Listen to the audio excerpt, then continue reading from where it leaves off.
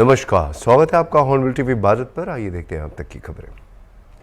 Bharatiya Janata party 31 जनवरी को अटल स्मृति संग्रह संपर्क अभियान शुरू करेगी। इस बारे में जानकारी भाजपा के राज्य उपाध्यक्ष त्रयंबक त्रिपाठी ने एक प्रेस कॉन्फ्रेंस के दौरान दी।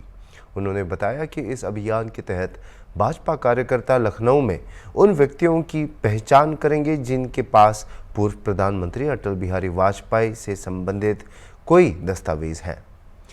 पार्टी 31 जनवरी तक इन व्यक्तियों से उनके दस्तावेजों की प्रतियां एकत्र करेगी।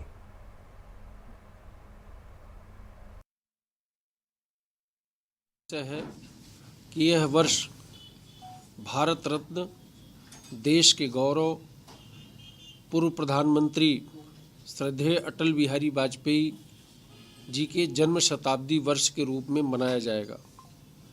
श्रद्धेय अटल जी की जयंती 25 दिसंबर को हम सुशासन दिवस के रूप में मनाते आए हैं और इस बार भी पूरे देश में, पूरे प्रदेश में और लखनऊ में विभिन्न कार्यक्रमों के रूप में पूरे लखनऊ वासियों ने हर्षोल्लास के साथ उनके जन्म जयंती को मनाया। हमने, जैसा कि अध्यक्ष जी बता रहे थे, सुशासन दिवस के अवसर पर उत्तर प्रदेश के सभी बूथों में, सभी मंडलों में, जिला में, प्रदेश और राष्ट्रीय स्तर पर अनेक कार्यक्रम अटल जी की जन्म शताब्दी वर्ष की स्मृतियों को केंद्रित करते हुए अटल जी की जन्म जयंती को हम सब ने मनाया। श्रद्धेय अटल जी का जो नई दिल्ली में स्मारक है सदैव अटल, उस पर देश के हमारी महामहिम राष्ट्रपति महोदया, हमारे माननीय उपराष्ट्रपति जी, माननीय प्रधानमंत्री जी, माननीय हमारे रक्षा मंत्री जी, माननीय हमारे गृह मंत्री जी, हमारे माननीय राष्ट्रीय अध्यक्ष जी और एनडीए के हमारे बहुत सारे ऐसे सम्मानित नेतागण वहाँ श्रद्धेय अटल जी की जो स्मृति में बना स्मारक सदैव अटल है वहाँ जाकर के पुष्पांजलि अर्पित किए। वहाँ का जो कार्यक्रम हुआ उस कार्यक्रम में सहभाग करके श्रद्धेय अटल जी को नमन किया, स्मरण किया। सभी देशवासी गौरवान्वित हैं। देश के दूरदर्शी, कर्मठ एवं यशस्वी प्रधानमंत्री माननीय नरेंद्र मोदी जी अनेकों ऐतिहासिक उपलब्धियों के साथ विकसित भारत के संकल्प की ओर बढ़ रहे हैं और श्रद्धेय अटल जी के सोच को साकार कर रहे हैं। जैसा कि हमारे महानगर अध्यक्ष जी ने आप सबसे बताया कि अटल जन्म शताब्दी वर्ष में हमने अनेक प्रकार के कार्यक्रमों को, अभियानों को लिया है। उसी में से एक महत्वपूर्ण अभियान अटल स्मृति संकलन एवं संपर्क अभियान। हम सब जानते हैं कि श्रद्धेय अटल जी का जो पैतृक गांव है वो उत्तर प्रदेश में आगरा में बटेसर था। श्रद्धेय अटल जी अपना पहला चुनाव उत्तर प्रदेश से 3 संसदीय सीटों से लड़े थे, मथुरा से, लखनऊ से, बलरामपुर से। एक तरह से कहा जाए श्रद्धेय अटल जी का जो सार्वजनिक जीवन है, जो सांगठनिक जीवन है, वो उत्तर प्रदेश से ही शुरू हुआ। उत्तर प्रदेश से ही कानपुर से डीएवी कॉलेज के अटल जी छात्र भी रहे। अटल जी यहीं पर संघ के प्रचारक रहे। राष्ट्र धर्म के पांचजन्य का यहीं से सूत्रपात भी अटल जी ने संपादन का भी काम किया और लखनऊ से अनेक बार वो सांसद रहे। अटल जी लखनऊ और उत्तर प्रदेश एक तरह से पर्याय के रूप में जाने जाते हैं। इस नाते जो केंद्रीय नेतृत्व ने तय किया है अटल स्मृति संकलन एवं संपर्क अभियान, इसमें हम पूरे उत्तर प्रदेश के सभी जनपदों में ऐसे जो मनीषी, जो श्रद्धेय अटल जी के साथ जिन्होंने काम किया, ऐसे जो व्यक्तित्व, जो महामानव, जो भारतीय जनता पार्टी के कार्यकर्ता होंगे, संघ विचार परिवार के कार्य। उत्तर प्रदेश कांग्रेस के प्रवक्ता अंशु अवस्थी ने कहा कि भाजपा सरकार मौनी अमावस्या स्नान के दौरान महाकुंभ में हुई भगदड़ और दम घुटने की घटना के लिए सीधे जिम्मेदार है, जिसमें श्रद्धालुओं की जान और संपत्ति का नुकसान हुआ है। उन्होंने आरोप लगाया कि भाजपा सरकार ने महाकुंभ को फोटो और वीडियो सत्र का मंच बना दिया है और श्रद्धालुओं की व्यवस्था के बजाय प्रचार पर ध्यान केंद्रित किया है। अवस्थी ने यह भी कहा कि महाकुंभ का बजट भ्रष्टाचार का शिकार हुआ और सरकार को श्रद्धालुओं की सुरक्षा और तैयारियों पर ध्यान देना चाहिए था। आज मौनी अमावस्या के दिन अव्यवस्था की वजह से श्रद्धालुओं की भगदड़ से और दम घुटने से जो श्रद्धालुओं की जान की हताहत हुई है, उसके लिए सीधे तौर पर उत्तर प्रदेश के मुख्यमंत्री योगी आदित्यनाथ जी की भाजपा सरकार जिम्मेदार है। बड़े बड़े दावे किए जा रहे थे, मंत्री देश विदेश में निमंत्रण बांट रहे थे महाकुंभ का। महाकुंभ में सब अपने आप आते हैं, किसी को निमंत्रण की जरूरत नहीं, लेकिन सरकार सिर्फ ब्रांडिंग में लगी रही। महाकुंभ के लिए आवंटित बजट को अधिकारी भ्रष्टाचार का पलीता लगाते रहे। मुख्यमंत्री जी तैयारियों की अंतिम तिथि 4 बार बढ़ाते रहे, लेकिन कोई इंतजाम नहीं हो पाए। आज अव्यवस्था का आलम यह है कि तमाम श्रद्धालुओं के वीडियो सोशल मीडिया पर आ रहे हैं और संतों ने भी इसलिए स्नान का बाइकाट किया है। ये बहुत ही दुर्भाग्यपूर्ण है, सनातन धर्म के लिए भी दुर्भाग्यपूर्ण है। भारतीय जनता पार्टी की सरकार ने महाकुंभ को अपने फोटो और वीडियो सेशन का अड्डा बनाकर रख दिया है। सिर्फ वीआईपी कल्चर। हमारी चिंता पहले दिन से तैयारियों को लेकर है और हमने सवाल खड़े किए कि वीआईपी ट्रीटमेंट बंद हो, महाकुंभ में श्रद्धालुओं जो आम श्रद्धालु उसके लिए इंतजाम हो। लेकिन दुर्भाग्यपूर्ण है कि सरकार ने किसी सुझाव को नहीं माना। उसके साथ साथ जो जरूरी इंतजाम थे वो भी नहीं किए। आज इसी वजह से घटना हुई। हम ईश्वर से प्रार्थना करते हैं कि कम से कम नुकसान हो। भाजपा सरकार ने महाकुंभ का पूरी तरीके से मजाक और अव्यवस्था की वजह से श्रद्धालुओं को उनके ऊपर छोड़कर रख दिया है। 2024 के लोकसभा चुनाव में संविधान को लेकर विपक्ष ने जो भ्रम फैलाया था वो अब टूट चुका है। ये जनता ने हाल ही में हुए यूपी के उपचुनाव में साबित कर दिखाया है। ये बातें हॉर्नबिल टीवी से एक्सक्लूसिव बातचीत में यूपी सरकार की मंत्री विजय लक्ष्मी गौतम ने कही है। मंत्री विजय लक्ष्मी गौतम का कहना है कि अयोध्या में डबल इंजन की सरकार में जितना काम हुआ है किसी सरकार में नहीं हुआ है और यह वजह है कि मिल्कीपुर की सीट भाजपा को मिलने जा रही है। दिल्ली के विधानसभा चुनाव में भी भारतीय जनता पार्टी की जीत की बात यूपी सरकार की मंत्री ने हॉर्नबिल टीवी से कही है।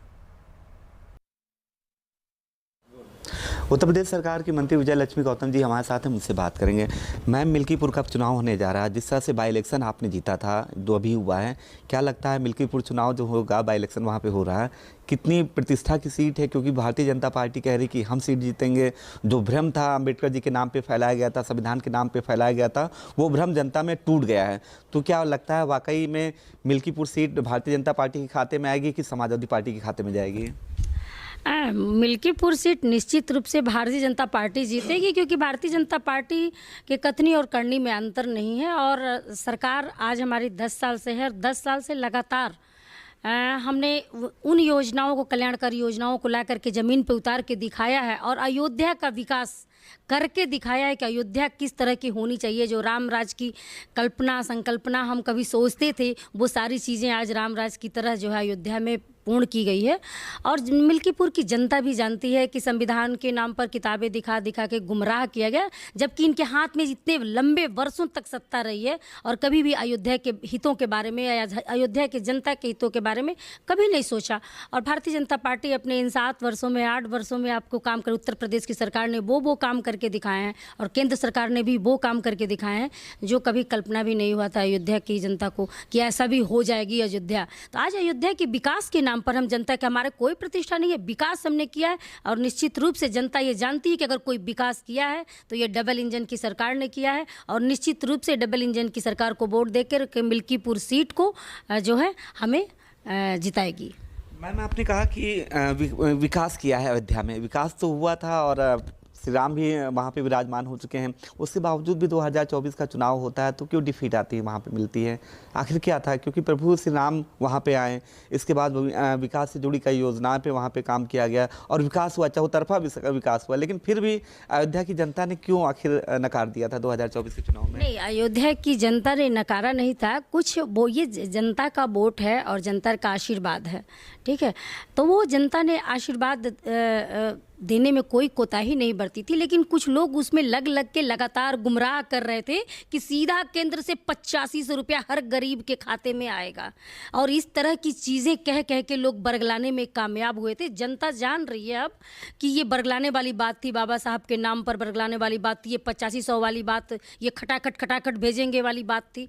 ये बात को जनता समझ चुकी है कि इनकी बात तक है, और इन्होंने इतने लंबे समय तक शासन किया, कभी जनता तक कुछ भी नहीं पहुँचा। उन्हीं के मंत्री और प्रधानमंत्री के मुख से ये निकलता था कि 100 रुपया भेजेंगे तो ज़मीन पर 10 और 15 रुपया पहुंचता है। आज हमारी सरकार, मोदी सरकार, योगी सरकार ने दिखा दिया है कि हम वहाँ से 100 रुपया अपनी किसी भी योजना के तहत जनता के बीच भेजते हैं तो 100 का 100 रुपया आम गरीब जनता के खाते में पहुँचता है। तो बहुत फ़र्क है, और इस फर्क पर विकास के नाम पर, ईमानदारी के नाम पर, भ्रष्टाचार मुक्त सरकार के नाम पर जनता हमें वोट करने जा रही है। मिल्कीपुर का चुनाव हम जीतने जा रहे हैं। जो पिछला बाई इलेक्शन हुआ था, जिस तरह से जीता था, साफ है जिस तरह आपने कहना है मिल्कीपुर भी जनता आपको आशीर्वाद देगी। मिल्कीपुर की तरह क्या दिल्ली में भी कमल खिलने जा रहा है? बिल्कुल, दिल्ली में कमल ही खिले नहीं, सरकार हम बनाने जा रहे हैं। बहुत अच्छी स्थिति है दिल्ली में, और हमारी सरकार बनने जा रही है। मेरे वहाँ की जनता भी समझ चुकी है कि ये धीरे धीरे करके हमें गुमराह किया जा रहा है। हमें चीज़ों को, जो संविधान में जिस प्रकार से चीज़ों को चलना चाहिए, ये जिस प्रकार वो गुमराह करते हैं, लॉलीपॉप देते हैं, जब चुनाव आता है लॉलीपॉप, लेकिन जैसे ही जब सीट पे बैठ जाते हैं तो उनका सारे लॉलीपॉप गायब हो जाते हैं। और दिखाई दिया कि उन्होंने भ्रष्टाचार की पराकाष्ठा को कहाँ तक पहुँचाया। एक ईमानदार नेता के रूप में उभरे, झंडा हिलाते हुए दिखे कि मैं तो लोकपाल के लिए यहाँ आया हूँ, और जनता के बीच अपनी छवि को बनाया। और फिर सत्ता की भूख थी, सत्ता पर काबिज हो गए। काबिज होने के बाद जो सत्ता की भूख थी वो उन्होंने किया, गमछा और मफलर लगा करके और ऑटो से चल करके भी दिखाने का काम किया, लेकिन वहीं पे बहुत बड़ी बड़ी हवेली और बड़े बड़े कांड करने वाला काम भी किया, और जनता इस सब चीज़ों को जान चुकी है। जाहिर सी बात है, आप विजय लक्ष्मी गौतम जी हैं, जिनका साफ कहना है जो भ्रम फैलाया गया था, चाहे मिल्कीपुर की बात करें या फिर दिल्ली विधानसभा चुनाव की बात करें, मिल्कीपुर में भी कमल खिलने जा रहा है, और इनके मुताबिक दिल्ली में भी भारतीय जनता पार्टी की सरकार बनने जा रही है। वीडियो जर्नलिस्ट विजय के साथ Anup Chaudhary, hornbill TV, Lucknow.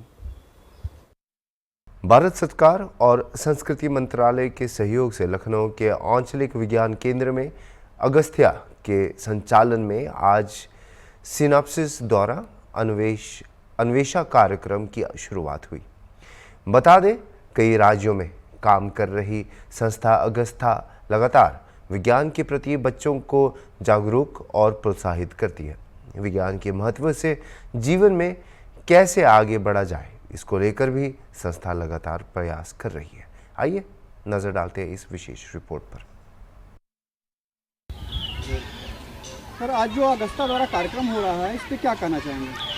Agastya international foundation synopsis के साथ मिलकर के अन्वेषणा का कार्यक्रम आज लखनऊ में आयोजित कर रही है। अगस्त्या 22 स्टेट्स में भारत में काम कर रही है, और सिनॉप्सिस के साथ मिलकर के ये अन्वेषणा प्रोग्राम 6 लोकेशंस में कर रही है।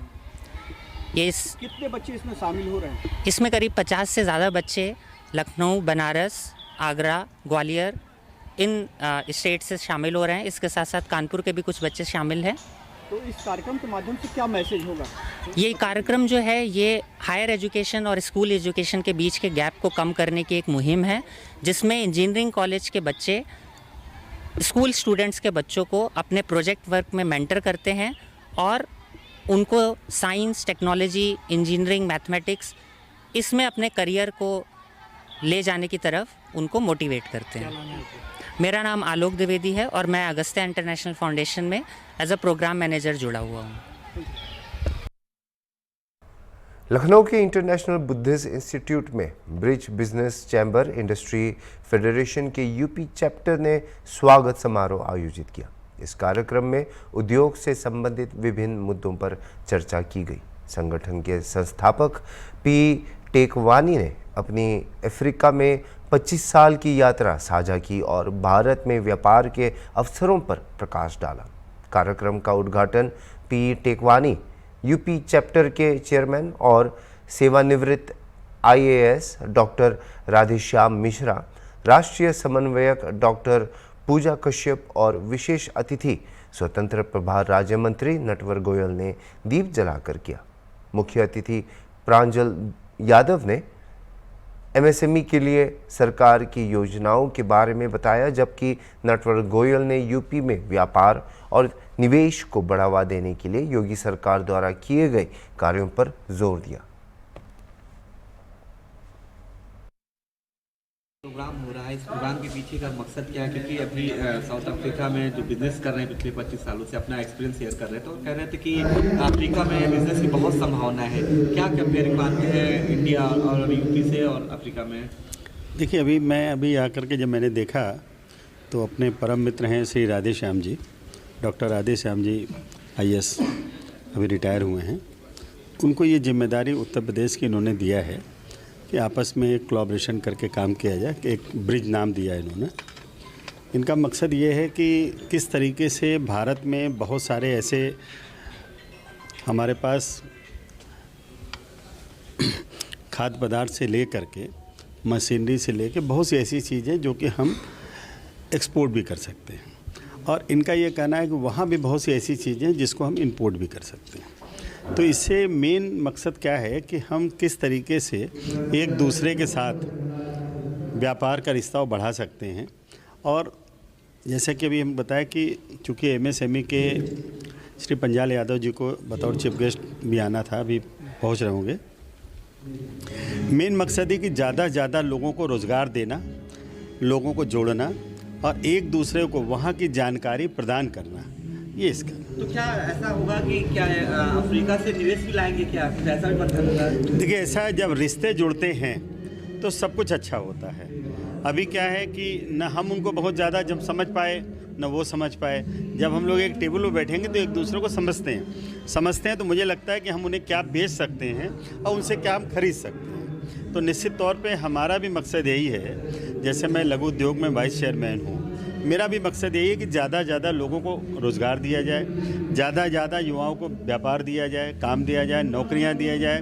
तो जब लोग आप किसी भी देश का विकास तभी हो सकता है जबकि किसी भी देश के विकास में जब बेरोजगारी ख़त्म हो अथवा समाप्ति की तरफ हो। और अपराध पे सबसे ज़्यादा नियंत्रण पता है आपको कब लग सकती है? जब लोगों को रोज़गार मिल जाता है। जब रोज़गार मिलने लग जाता है तो अपराधी अपराध छोड़ के व्यापार में लग जाते हैं। जब आदमी व्यापार में लग जाता है तो अपराधी नेचर नहीं। देखिए, अपराधी किसी जात धर्म का नहीं होता, किसी माँ बाप के पेट से नहीं पैदा होता। अपराधी इसी धरती पे आके बनता है। और अपराधी कब बनता है? स्थितियाँ बना देती हैं, कई बार तंगी वश, कई बार दिक्कतें वश, कई बार और भी कई ऐसी चीज़ें आती हैं। तो जब उनके हाथों में रोजगार, देखिए माननीय मुख्यमंत्री जी की स्पष्ट मंशा है कि उत्तर प्रदेश को और कैसे विकास की तरफ लिया जाए। जैसा कि आप देख रहे हैं कि उत्तर प्रदेश की जनसंख्या मात्र जो है 25 करोड़ है और करीब 40 करोड़ लोग महाकुंभ में आ रहे हैं। आप इसी से अंदाज लगा लिए कि किस तरीके से लोगों का आवागमन बढ़ा है।